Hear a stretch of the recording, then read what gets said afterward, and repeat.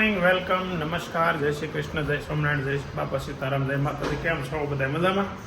ગઈકાલે mini blog તો ન કહેવાય પણ નાનો બ્લોગ પછી આજ પાછો બીજો બ્લોગ, આજે બ્લોગ એટલે ચાલુ કરી દીધો છે. આજે છે ને ઘેરે અને બેનને જમવાનું છે. બેન શાંતુબેન ભાણીઓને ફિનલેન્ડથી આવ્યા છે, સગાઈ હતી, અમે ગયા હતા, તમે જોયું આગળના બ્લોગમાં. તો સાંજે આજે જમણું વાત છે ઘેરે. તો નૈતિકભાઈને એના પપ્પા અને વેદાંતભાઈ ત્રણે બેઠા છે અને ચહેરાનો હાવભાવ એવું લાગે છે કે થોડુંક કંઈક તકલીફ પડી છે, દુઃખ પડ્યું છે કંઈક.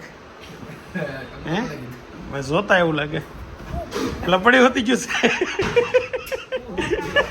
હું દુઃખ પડ્યું વિચારમાં એમણે તમને કોણે કીધું? હું દુઃખ પડ્યું નહીં તું મોટો આજે કાંઈ નથી બોલ્યો ને એ ઉપરથી ખબર પડી જાય પીડું છે અને બહુ મોટું દુઃખ પીડું છે. હું છું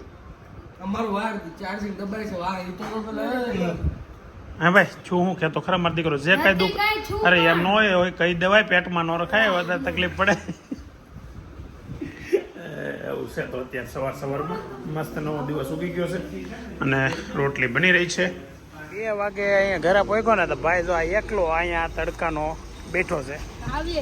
કાવ્ય દેખાતો નથી, મિસ્ટર ઇન્ડિયા છે. હાલો અત્યારે ઘેરે જાઓ, ઉપર તડકાના પછી કાળા પડી જાઓ. સાયામાં થોડા બેઠા રહ્યો છો તમે? હાલે મારો દીકરો ઘેરે, મને ખાવાની ભૂખ લાગે ને તું હારે હોય ને તો વધારે મજા આવે.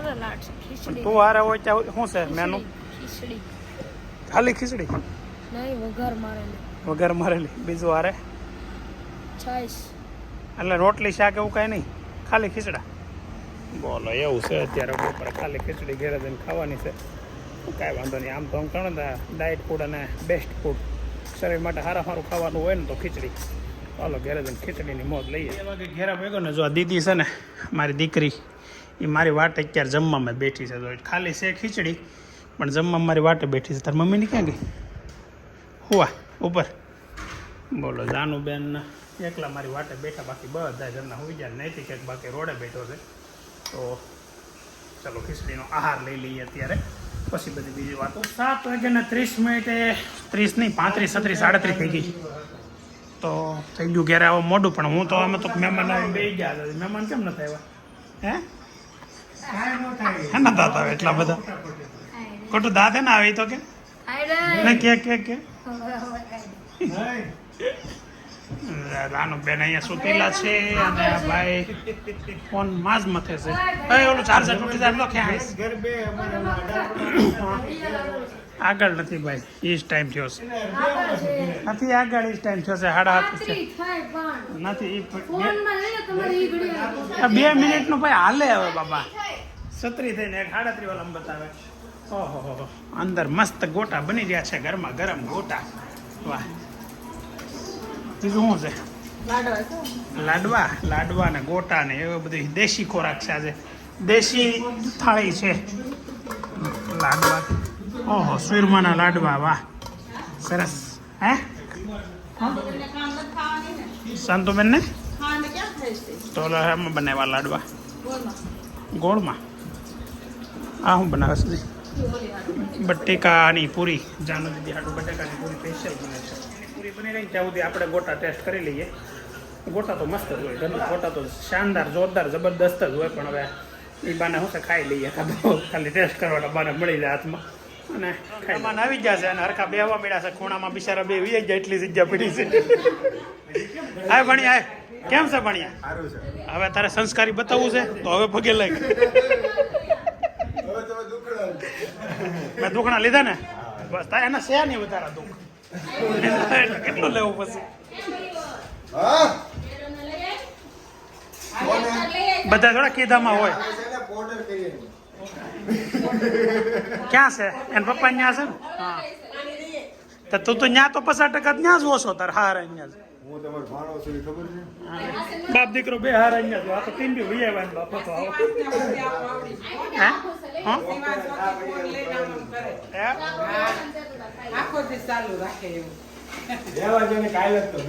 જાન ભાઈ લઈ આવી રાજા લઈ આવે એટલો બધો વળ હું ખા.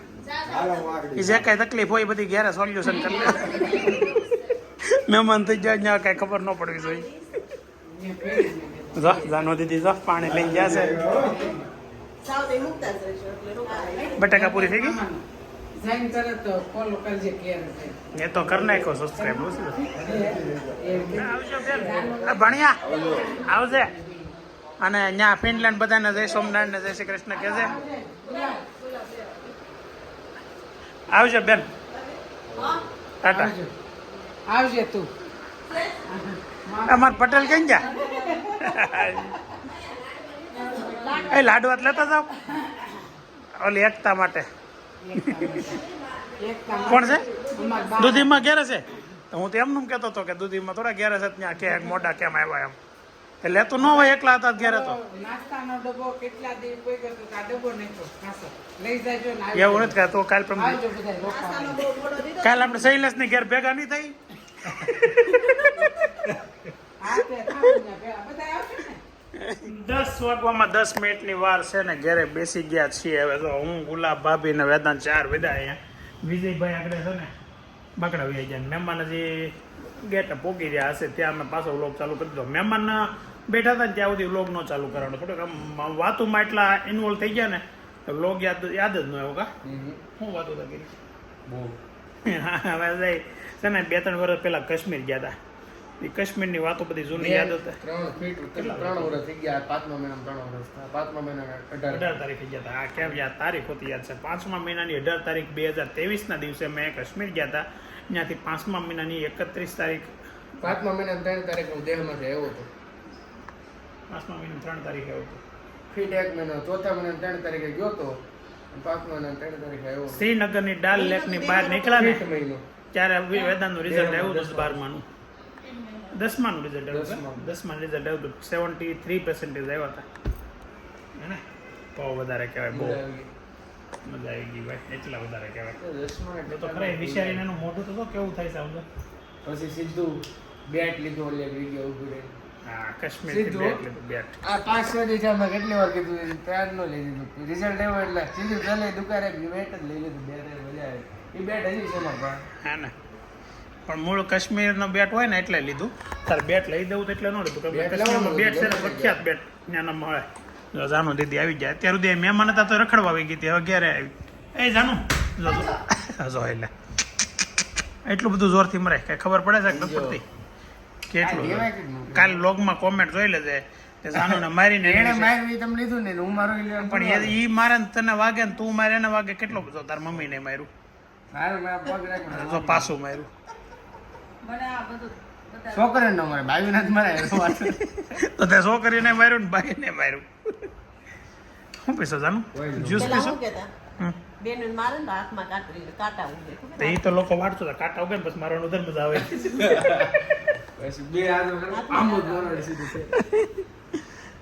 એટલે તને તાર ભાઈ મારતા કે નહીં? કિરીટભાઈ સોટલો ખેંચીને મારતા એવું મેં સાંભળેલું છે. લીંબુ સોડાનો બાટલો એ ઊંધું થઈ ગયું. આમાં છે ને સોડા એટલી જ હોય પણ થોડીક વાર રહી જાય ને એટલે આખો આમ ગેસથી ફૂલી જાય. તો કે એમાં સે કેવડું મોટું. હવે ગ્લાસ ભરો એટલે ખબર પડે. હાલો ભાઈ નહીં તું ભાઈ તારે પીવાનું છે?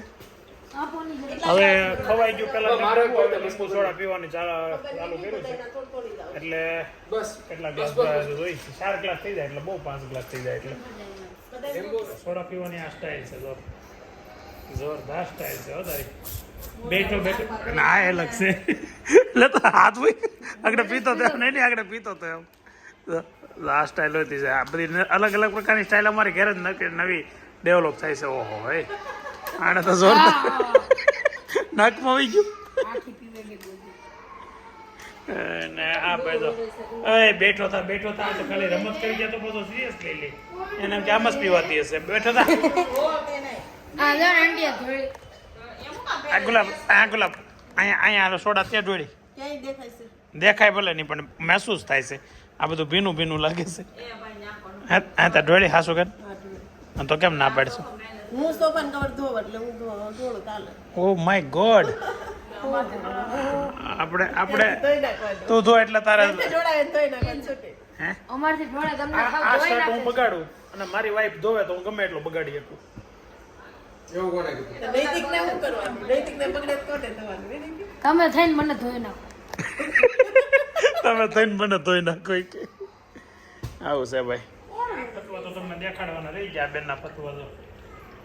એ તું સાહેબ હું થોડા ઢોળતી નહીં હો નકર છે ને યાર ભાઈ સાહેબ એને ઢોળી છે ને અમદાવાદ આનો તાર મમ્મીએ ઢોળી છે ને એની સર્વિસ તારી થાય.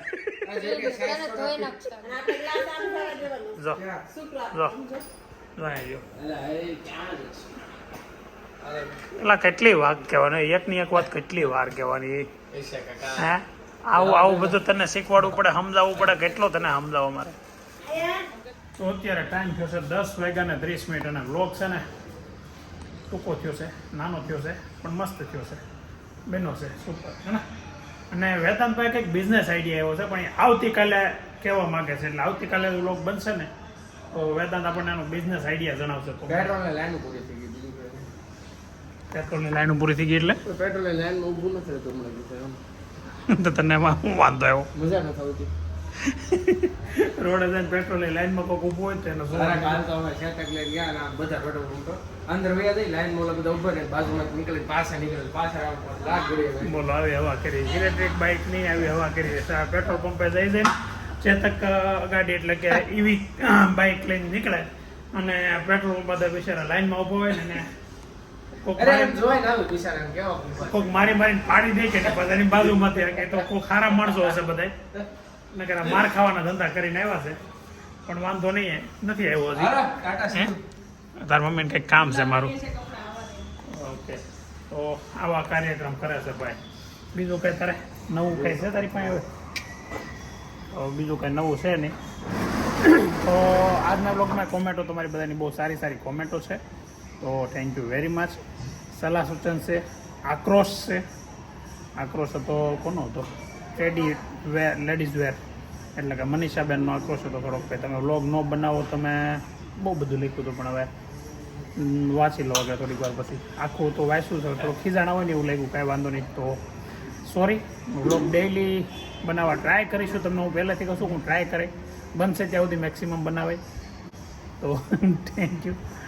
અને તમારો આક્રોશ પણ ગેમો મને ઇટ્સ ઓકે. ચાલો તો આજનો વ્લોગ આપણે અહીં એન્ડ કરીએ. આવતીકાલે ફરી નવા દિવસે નવા વ્લોગમાં નવા એન્ટરટેનમેન્ટ સાથે મળીએ. તો આજના દિવસ માટે બસ એટલું જ. ચલો બાય.